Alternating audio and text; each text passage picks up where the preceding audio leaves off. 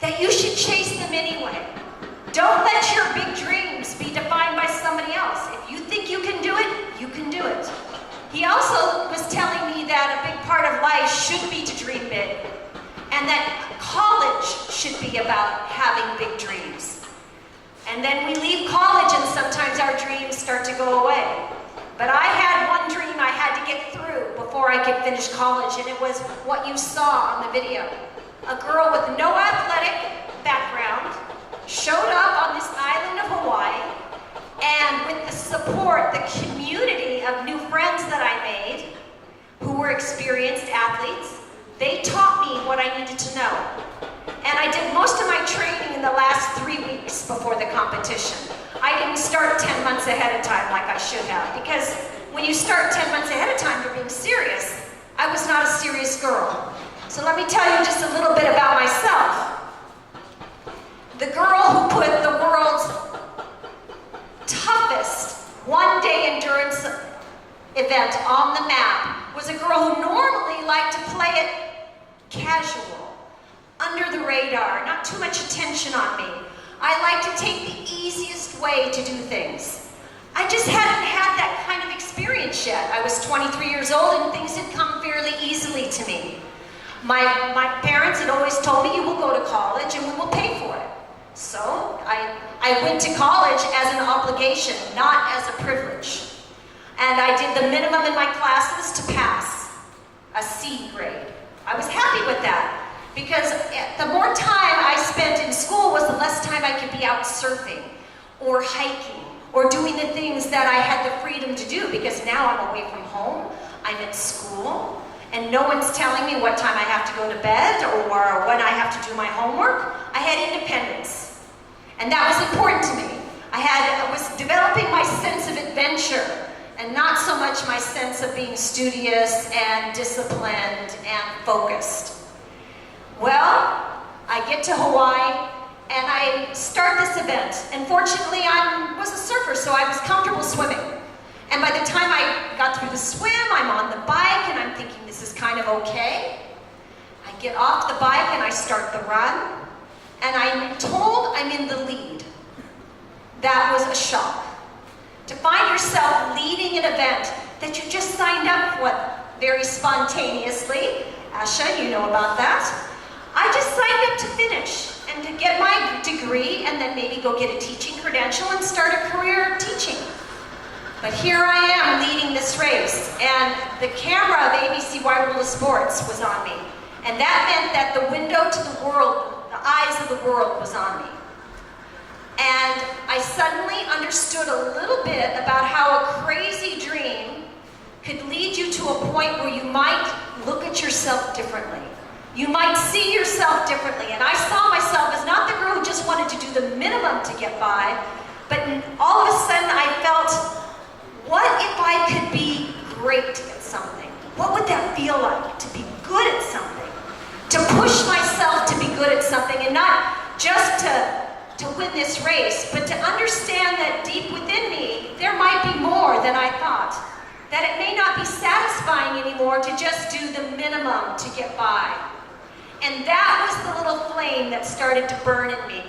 And by the time I got through mile 20, mile 21, mile 25, this flame had ignited in me. This idea that I had self-worth. The hero said self-confidence. And for me, it was self-worth. The worthiness of myself to be seen as better. That nothing needed to stop me from seeing myself as somebody who deserved to be the best. At least the best I could be. And that's what it felt like to fall and get up, try and get up, and when I couldn't get up, to be willing to crawl. Your self-worth is worth crawling for. And the reason you sign up for something, this crazy dream of doing an Ironman, and we've got 9 people who might want to do the full half, not just a relay, it's the idea of testing yourself. The idea of finding something that seems crazy, but yet it sparks your imagination, and somehow it kind of shifts down into your heart space. You make this mental, emotional connection, and I will tell every one of you, you can get to the finish line of an Ironman. Your body will follow when your heart and your mind sync up, and I call that passion. When you feel passion for something, there's nothing that can stop you. I didn't discover that in my life till I was 23 years old, and I was on the ground, maybe mere meters away from winning this very tough competition. And then when I was past, I had to let go of that dream, because the bigger dream, not just winning, as the hero said, not just coming first, second, or third, which is kind of nice actually, you know, kind of getting used to that now. But the bigger picture here is when you discover there's more than you thought you were capable of. And if you need a big challenge and a big dream to sort of peel away the layers of thinking, maybe, to I am now so focused on just putting one foot in front of the other. I am so focused on crawling that last 15 feet. That focus, fueled by the passion, will teach you that there is no limit to what you can do. I discovered that at 23, fortunately, and I've been able to spend the last 37 years finding new ways to test myself, purposely stepping outside my comfort zone. Comfort is nice. I spent the first 23 years wanting to be comfortable. Now that I've had a taste of what it's like to understand my self-worth and push myself, now I look for reasons. Look for adventures. It doesn't have to always be serious. It can be fun. It can be making, I don't know, the best. What's your favorite thing to eat here in Sri Lanka? Dosa? Do you like dosa? What's good? Something good. Kiriban. Did I say it right? Close enough. Making the best kiriban you've ever had. That's a challenge. That makes you feel good inside, right? So it doesn't have to be so serious, but at some point you want to say, I'm going to do this. I'm going to make it my passion. And once you make it your passion, your life lines up differently. So I encourage all of you to think about what is your passion. What's the craziest thing you can think of for yourself? And go for it, right? This is what we're here for today, to share our stories. Mine was a crazy idea, it didn't make sense. And it opened a new world, a world that already existed inside of me. It was already there, it was looking for a reason to come out. So, for all of you, just keep your crazy ideas, you know, let them cook, let them percolate down into your heart, and then you have to do a couple of things. You have to share them with the people you trust. You have to say them out loud. This is my dream, this is my goal, and I know it's crazy, but I think you need to share it and make it real. And then you have to take steps to commit to your dream. We'll use the example of saying, I'm going to go from doing the relay in the Colombo 70.3 to doing the full. You guys need to sign up now. That's it. Then it's commitment. And now your passion, you can share it with each other. Then you start to form a group of support network to share your dream. Those are some easy steps. And then you find your whole world is kind of lining up towards this goal. And what you discover about yourself as you chase that dream right down to the race day, again, there's so much more to you than you ever thought possible. And I think that's my turn now to turn it over to a woman who found out she found out what she was made of on race day in the most spontaneous and unexpected ways. Thank you. Again, last question. So when you watch that video now, how do you feel? Do you feel a sense of attachment or detachment? I don't know. I'm trying to figure out. Sometimes Asha asked how do I feel when I see that, and the number one thing I feel is pride. Pride that I was that girl, that I found that courage to go deep within myself, and I found a way to crawl even after I fell. You know, I found something within myself that I was willing to crawl. And that makes me proud. And then there's a part where I hear that weird like flute music and it's like, oh no, here comes the video.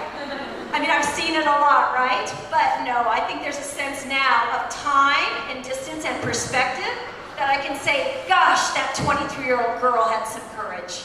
And that 23-year-old 23-year-old girl set me up to live the life I'm living now. And it was because of a crazy dream. It was a great, life experience that you have shared. So I just want to ask kind of a different question.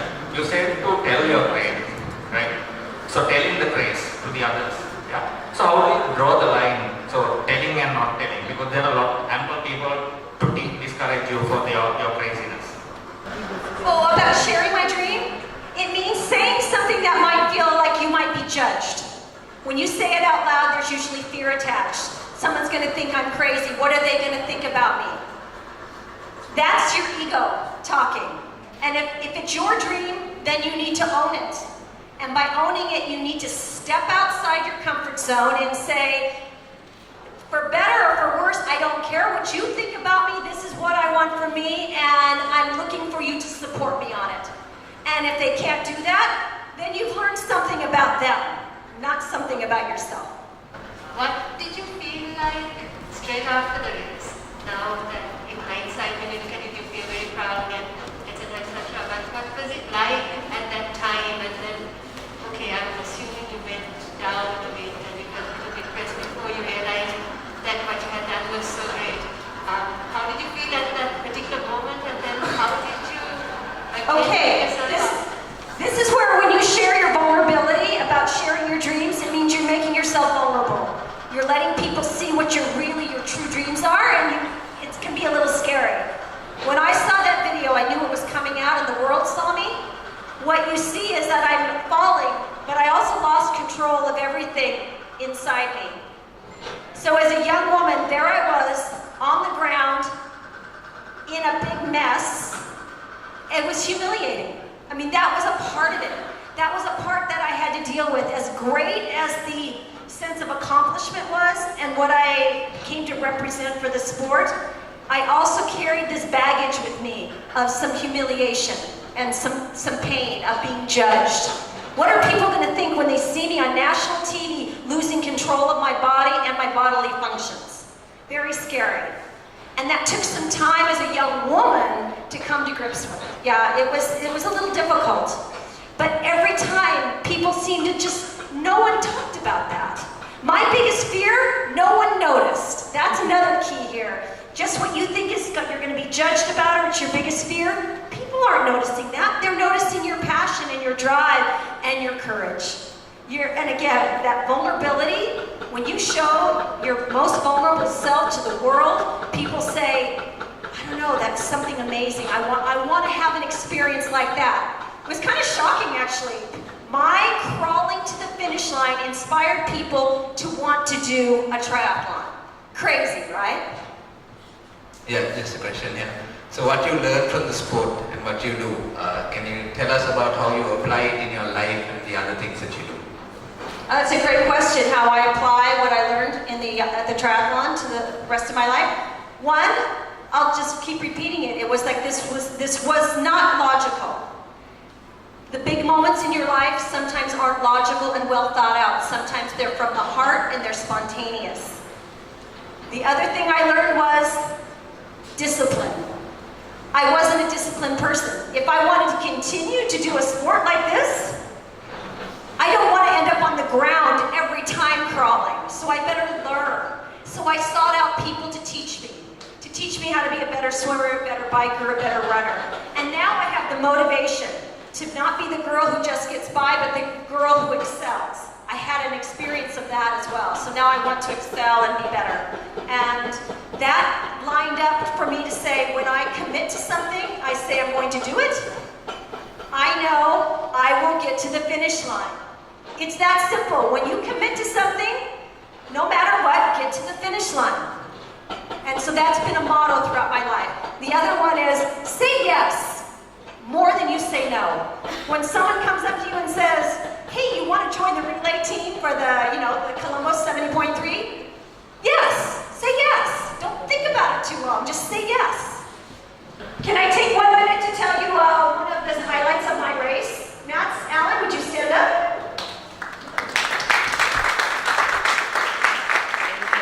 This is my son, he's 25, but at 23, he did his very first IORNMAN, the same age age I was. And now we have been able to travel different places in the world together. Mom and son sharing Ironman adventures. We don't train together. He's too slow. But we come to race, and he was very successful on race day. He was 4th man across the line, and he won his age group. So let's have a round of applause.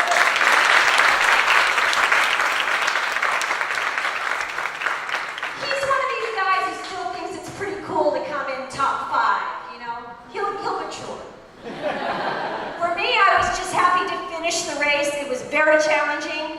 I felt like I had to dig deep, and when I have to dig deep, then I know the satisfaction level on the other end of the finish line, and after you recovered, is really high. The harder the effort, the bigger the challenge, the more satisfaction you will get. Now I think I've talked enough.